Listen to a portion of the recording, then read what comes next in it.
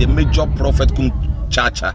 On say me catch was say bomoden na hwe too much GH. On say me kan ye nyane bone pa na kase pe wo wiase ya asondin asondin ti na Adam wo hu nyame yenu nyam no wo hu ne ma bi a wo hwehwehwehwe e wo other place ni ade cat won na bomoden na be hwe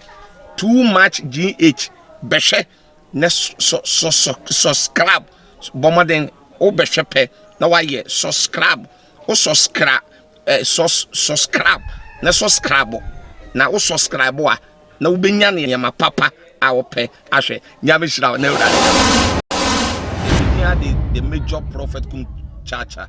on say me catch was say bomoden na hwe too much GH on say me kan ye nyane bone pa na kase pe wo wiase ya asondin ti na Adam wo hu nyame yenu nyam no wo hu ne ma bi a wo hwehwehwehwe e wo other place ni ade cat won na bomoden na be hwe too much GH be hwe na subscribe bomoden o be hwe pe na wa ye subscribe o subscribe subscribe na subscribe